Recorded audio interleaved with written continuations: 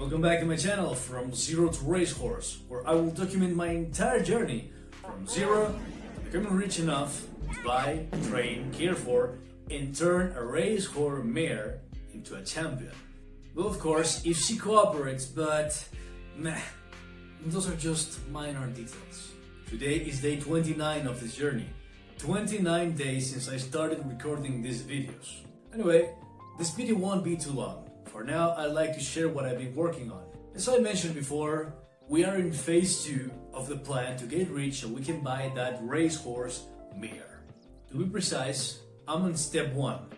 The entirety of the phase 2 is about becoming competent in the core skill of my chosen business. That's why for the past few days I've been dedicating a minimum of 2 hours daily to familiarize myself with DaVinci Resolve, since I've never used the tool before. And I have to say, so far the tool has been not only intuitive, but even easy to use. Well, I don't want to sound arrogant. The truth is, I'm barely getting to know the media and edit tabs, and so far, I don't see anything that feels particularly complex or overwhelming. In fact, it shares several features with other video editors I used back in high school.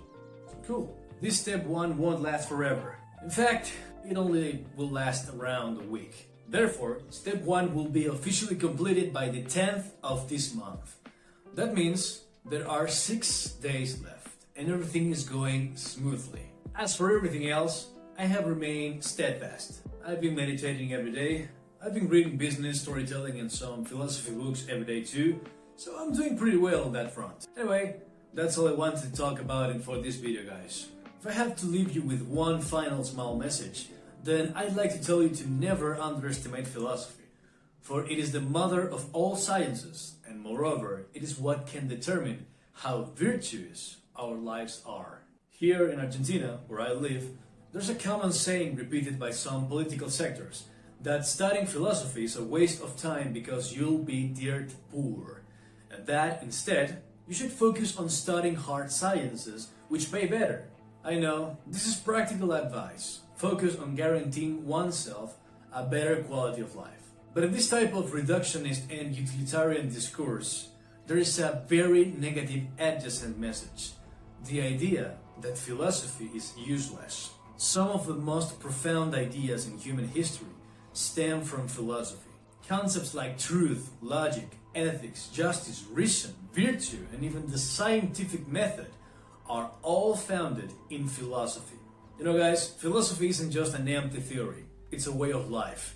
Like Socrates, Seneca, Epictetus, Marcus Aurelius, and many others. Philosophy teaches us to live well, not to just live comfortably. I believe that to change things, we must adopt the notion of the neo-Renaissance man.